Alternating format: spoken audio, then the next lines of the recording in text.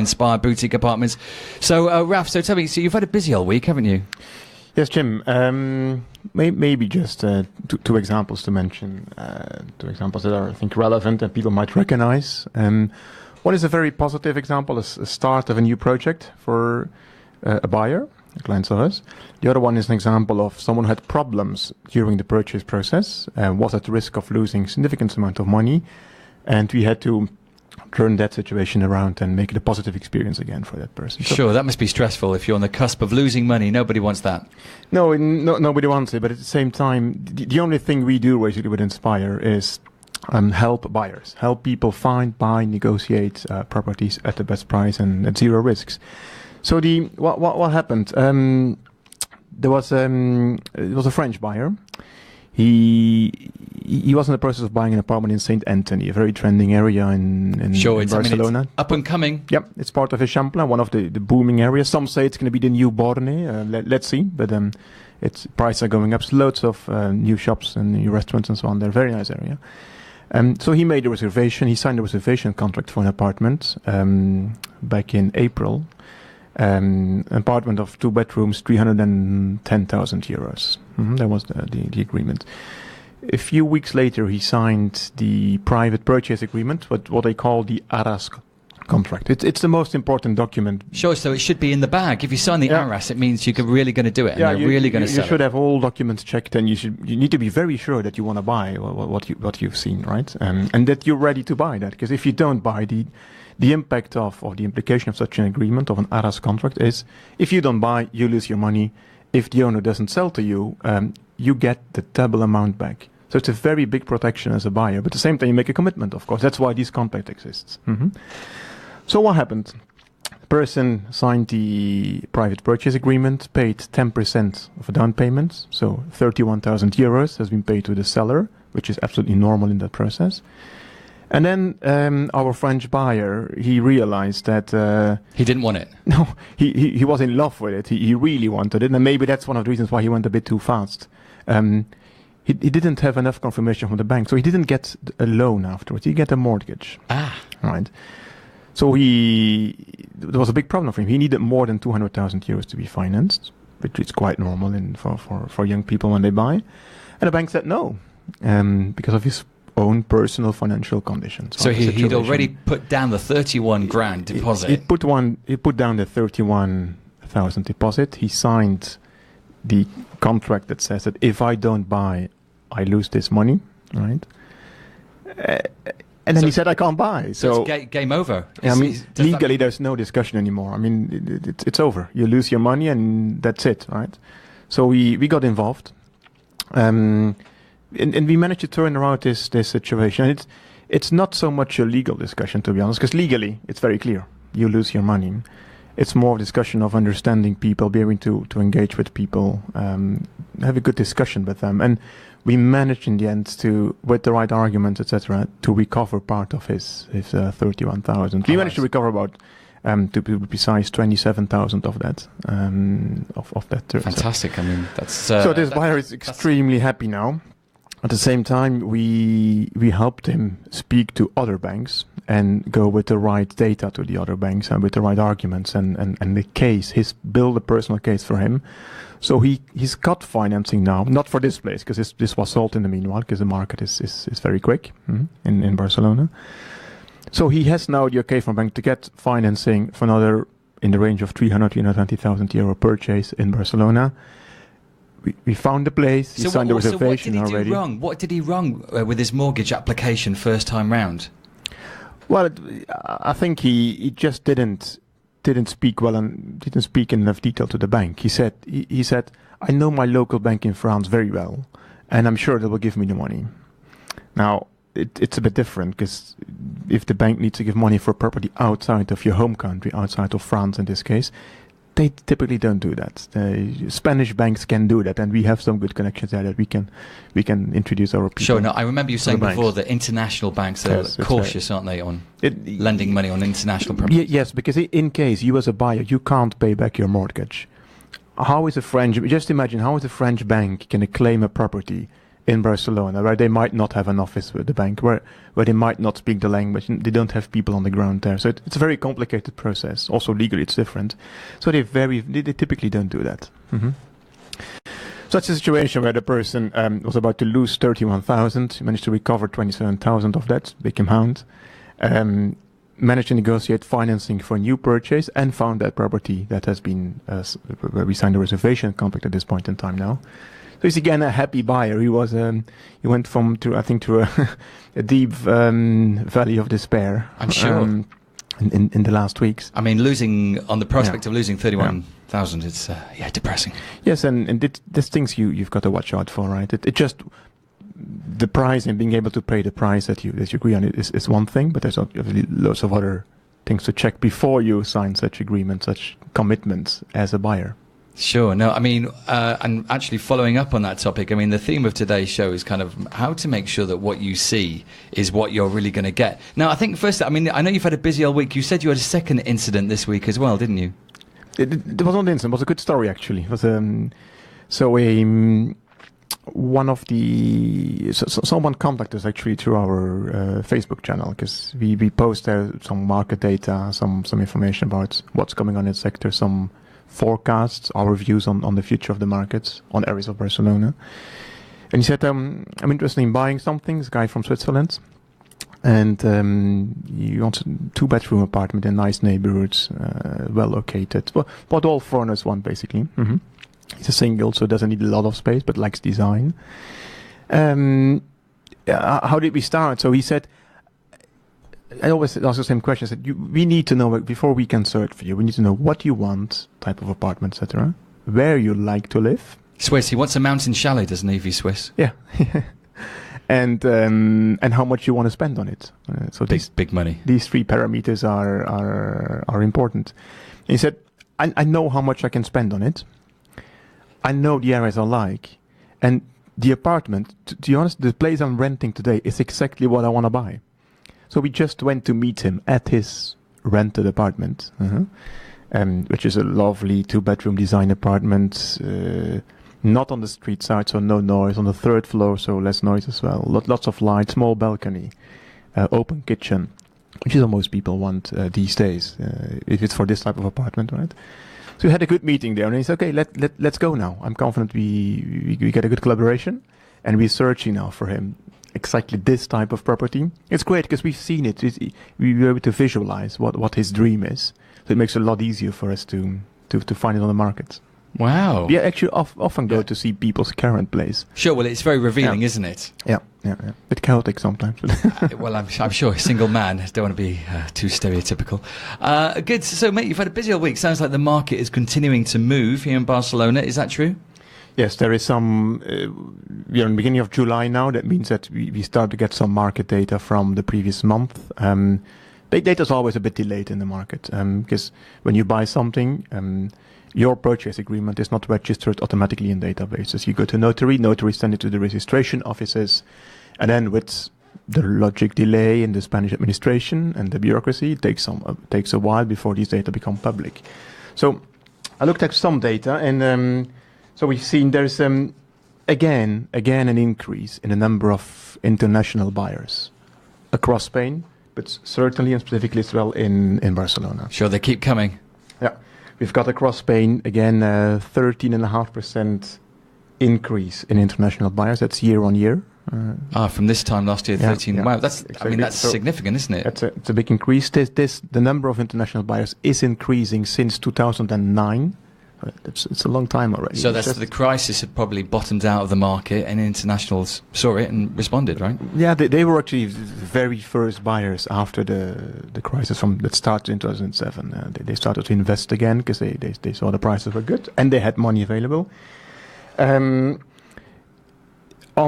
average, we see as well that 1 in 5 transactions in Spain is an international buyer. Mm-hmm. But that's the average, and average numbers are good, but not very relevant if you look at a specific area. So there's 5-6 areas in Spain where the number of foreign transactions is above 25%. That's large. That means that 1 out of every 4 or even more purchases are bought by international buyers. National buyers are typically a little UK is down a bit. Look, UK buyers are decreasing because of the Brexit effect. Sure, it's I mean, more expensive now. Ripples. Yep. Ripples of Brexit. Yeah, it's decreasing, but there's still the largest group of buyers. Let's be honest. French, German, Swedish, Belgians, Italians to some extent. And we see a lot more people now joining the buyer group from the US, from China. China's always been an interesting buyer group, but also from countries where there is some less, let's say, stability, some lower predictability about the future. And it's countries like Turkey, like Venezuela, Ukraine, Russia. How easy is it? Let's say if you are a Turkish national and you want to come and buy property here, is that easy? If you look at what it should be in theory, it shouldn't be too difficult. The reality is a lot more difficult and it's a lot slower. Do you have to become a Spanish resident first? And No. The good thing is actually we see from those countries, the countries I mentioned, that are where there is some instability politically or socially or whatever. Spain has what I call a golden visa scheme. It's a residence and work permit for Spain. It's fantastic because the only condition is that you, as an international, so non-European buyer, you invest €500,000. That needs to be own funds. You can't get a loan. You can't get the loan and then buy. You need to be own money. Mm-hmm. You invest it in a property in Spain, and the definition of property is very wide. It's very good. It can be a house. It can be 2 apartments. If they add up to 500,000, that's okay. It can be a restaurant. It can be a garage or a bunch of garages. I was going to say one garage for 500. No, not a garage. That's a very big one. So it can be a combination of things. It can even be a combination of properties and garages. Garages and money on bank accounts or funds. But then you need to go over 500,000. That sure, but let's face it, that's like the top 0.1% of the world's population that has that sort of disposable income. But you would be surprised because today the number of Americans that are asking these golden visa, it's increasing massively, and it's normal, right? There is some insecurity there. People have their money there. They're just thinking, how can I best invest my money, and how can I best secure my and my family's future? Because in the end, the golden visa it's an entry ticket to Europe. It's an entry ticket to the security that you get in Europe. You can work here. You can live here. Your kids get access to hospitals in Europe, which is in the US very expensive. It's less expensive here. You can travel freely across Schengen. That's benefits. Imagine if you live in a country where your savings are at risk. We've got clients at the moment from Venezuela. They're really worried. Sure, all it takes is for the bank to be renationalised, doesn't it? And all the savings just to evaporate. Exactly. So anything politically can happen, and you might lose what you've worked for your entire life. So your question is that, do you need to be a resident first? No, you buy first, you make an investment first. That's what we do. We help those people find the right investment for whatever amount they want to invest, at least $500,000. Then, or in parallel, we launch the application for the golden visa. And it's important to know that the golden visa works it's not just for you, it's for your family. Mm-hmm. So you protect yourself, your partner, your kids, and in some cases we can even give that golden visa right to your parents, for example, if they depend on you, etc. So that's how it works. It can work in parallel, and then you get your residence permit, your working permit, your Schengen access, typically a few months after buying your property. And that's just because the process takes a while. These things are handled in Madrid centrally, and we do that for our people. So we help them find the right property, make them buy it. That's very often with a power of attorney, because those people often don't travel here to visit properties. So it's with power of attorney. And then many times they don't. By the way, you don't need to live in your own property here. You can just buying it is enough. You don't need to live there to get that golden visa. Fantastic. And then we manage a golden visa scheme, so people get this their entry ticket to a higher level of security, basically. Now, I thought that with kind of golden visas and stuff, I've seen more. Isn't that kind of a law firm that provides that service normally? Well, we provide both the the property finder, the buyer agent services, as well as the legal services. And legal services there's two types. One type of service is related to the buying of a property. So all the checks, the contracting part, preparation for the notary, and so on. That's what you have in any purchase, and that's the critical. That's where the French buyer made a mistake, where some things were not covered correctly. And the other part of legal services is if you want to obtain that golden visa, it's in parallel and then also post purchase. So we provide both services. Okay, interesting, good stuff. Very enterprising. Yeah, so it was a busy week. Now, we've had several questions in. In fact, happy to say that the number of people getting in touch with us on real estate matters has doubled since you and I last met, which is good. And also almost all the questions, I have to say, are coming from people all over the planet who are tuned in right now, either on 107.3, well, if they're here locally or if they're online. In fact, we had someone in touch from China this morning complaining about my music selection. So I know that I take that as a compliment. So thank you very much for people getting in touch, listening on tunein.com, as well as our own smartphone app, which is available on Google and Apple stores. Now, one question for you, Raf, is to do with tax. Right. Do you have any suggestions about minimizing this rather hefty 10% stamp duty that people have to pay when they buy a property? Yeah, the 10% is what most people will have to live with. It's a legal requirement. You can't avoid it. It's 10% in Catalonia. It's a different percentage sometimes in other regions of Spain, but it's not going to be far off. There is some incentives from the government for some groups of people where you get what they call bonificación. It's you get a discount kind of on that 10% property transfer tax. That's what it's called, property transfer tax. The first type of incentive is for young people. If you're under 33 and you buy a property for yourself, so first residence, you're going to live there, that 10% can become 5%. You've got to apply for it, and we do the paperwork, etc. So these things exist. That's a lot of money. Imagine 300 grand property. Young people, yeah, exactly. 15,000, so 20,000 euros if you speak about 300 or 400,000 euro apartment, which is what lots of people in their 30s are looking at. That's one option. But you got to be careful, because we had a client who said, I'm turning 33 in 3 weeks from now. Can I buy something? And it's not realistic to find, buy, negotiate, contract, go to notary within 3 weeks. So we said, well, sorry, but if you would have thought about that 2 months in advance, you would have saved 15,000, 20,000 euros easily. Mm-hmm. How about if you put it in the name of your child? If your child is under 32, could you put the property in their name? Yes, but then you've got to be careful with who's the... It also means you don't have certain rights on the property. So you got to be very careful. But certainly if they are... And then you fall out with your child. Certainly if they're not at legal age yet, it doesn't work. But yes, you can do these things. But again, you've got to be... Then you get another problem. If you have the money, how is your child going to buy the property? So that money needs to be transferred to your child. And again, if you transfer large amounts of money, the government will say, wait a minute, I want a little stake of that. So they will try and consider that as a gift, or if you're older, maybe as an advance of heritage or whatever, and you will have to pay some amount on it. Okay, so it's not that easy possibly to get your child to buy it. Okay, so we've got young people get a discount. Any other discounts? There are benefits for investors as well. There's a lot more requirements there. An example is if you have a company, Spanish company, you buy a property with the purpose of reselling it in the near future, you can ask for a discount as well on this price. But as I said, there's a lot more conditions on it, a lot more requirements. It's not just I buy and I resell.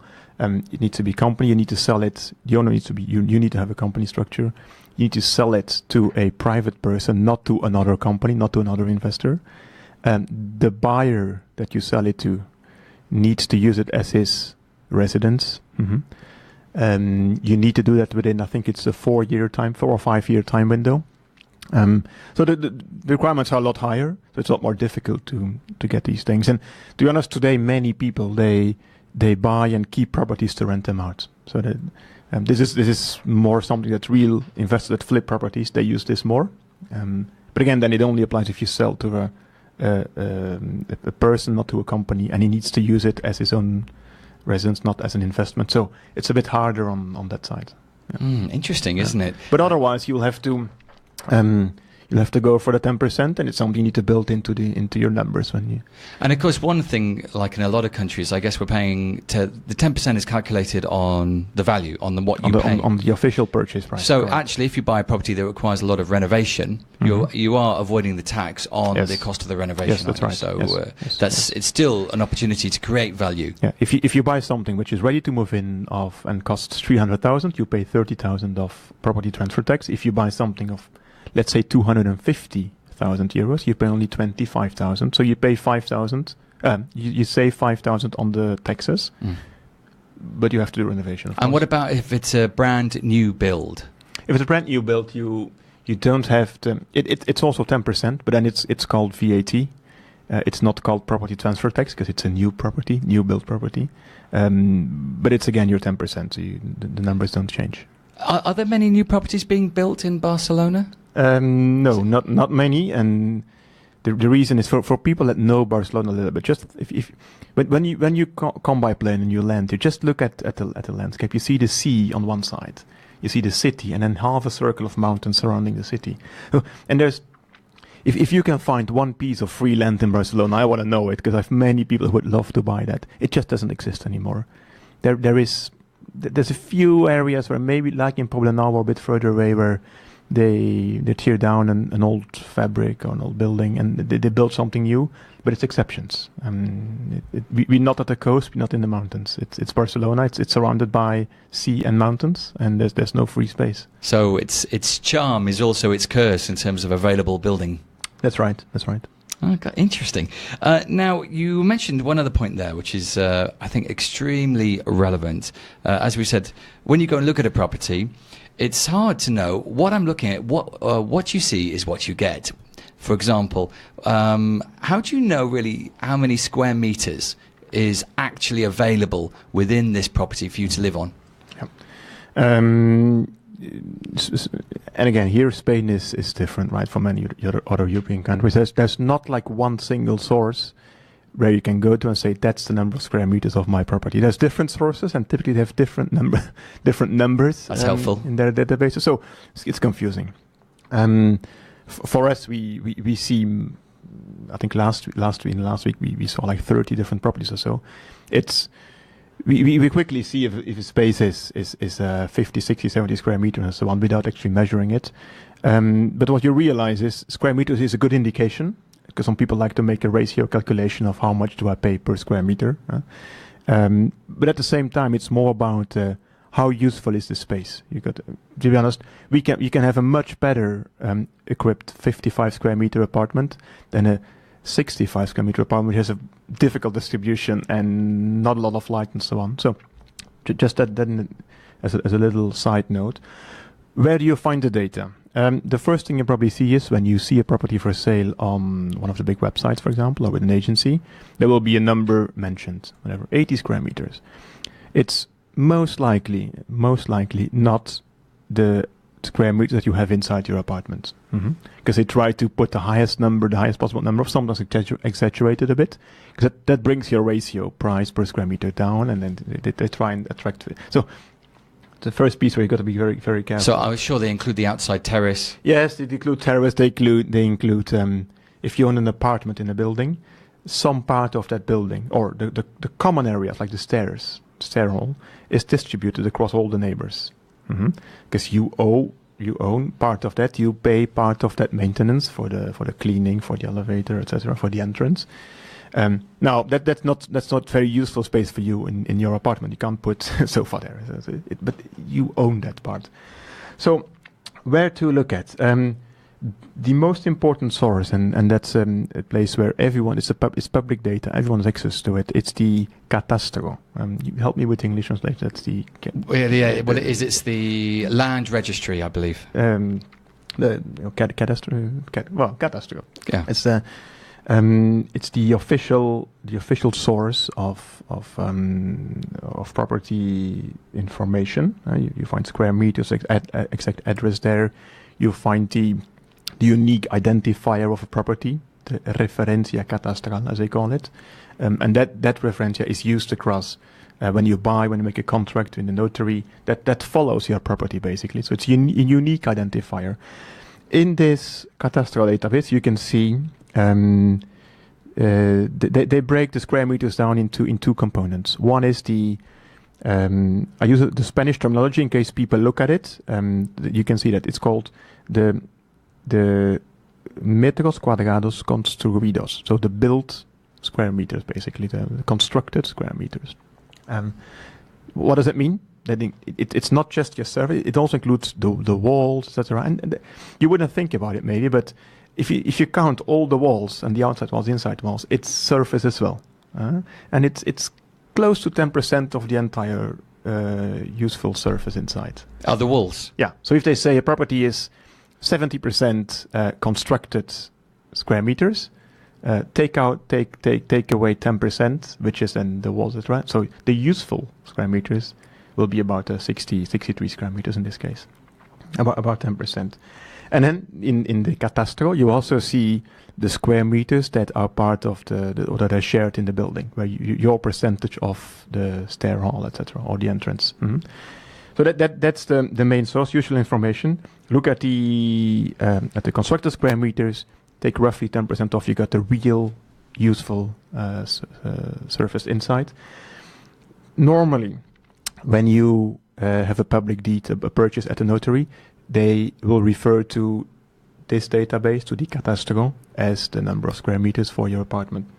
But you've got to be careful, because in the past, and the past is not last year, I speak about 20, 30, 40 years ago, or longer ago, people sometimes manipulated the purchase deeds. They put a lower number of square meters in it because that was what you pay taxes for. So that's why numbers often differ between different sources. What we always do is square meters is one. Okay, it's fine, but we look at is this property able to meet your requirements? Can you have two nice double bedrooms? Do you have the light? Can we make it an open kitchen instead of a closed kitchen with just not much light and so on? And if that's the case, then it's an okay for us. Then this property goes into our selection list, and we present it to our customers. It's not. Someone told me last week. It's not how big the house is. It's how happy the home will be. Oof, that's nice. I like that. That's how well you feel in it in the end. Absolutely. Right? If you can feel well in a 65 square meter, then you don't need 70 maybe. That's true. Absolutely. Raf, you know what? We are almost out of time. I do want to mention to people that they can get in touch with you directly on your Facebook page on Inspire Boutique Apartments, or they can send us messages also for next week's show to the Barcelona City FM Facebook page. Now, have you got any final comments for us before we hand over to our next presenter, to our next team? I think we see, and so if people are thinking of buying, thinking of investing, they always ask, is this a good time? Is it still a good time? Because the market is changing. Yes, the market is changing. Yes, prices are increasing, but it's still a good time because there's a lot of space, a lot of possibility for a solid growth in next years. So it's a good time to buy. It's a good time to leverage the banks as well, to buy if you can leverage the banks, because they are giving money to the people again. People that have questions around how do I start? What about this Spanish process? Because Spain is different, and also in real estate. I've written a very short. It's a 2-page buyer guide, which I think we can get on your Facebook. Absolutely, it's on our Facebook page. Yeah, and it's also on our website on inspireapartments.com. It's some general. It's a bit of direction and things to be careful with when you buy. Mm-hmm. I think that's what I wanted to give away to people, and I would encourage everyone for our next shows to send in their questions in advance. We'll try to address everyone's questions in the show. Sure, and thank you very much to someone who's tuned in just before the show called Shi Yen, who was tuned in from China, saying, right. Great show. Right. So thank you very much for that. It's nice to hear. Thank you also to Jason Ray from Luxembourg, who tuned in again, as he did last week. And thank you also much to, we've got someone from Paris here. They don't leave their name, but they just say good show. So thank you very much. Merci beaucoup. And donc à la prochaine. And Raf, big thanks to you. Yeah, thank you, and see you next week. We'll be there. Cheers for now. Thank you very much indeed. It's now time for me to hand over to the next show right here live on Barcelona City FM. And we'll be back with you live in the studio with Barn America at 1. Cheers for now.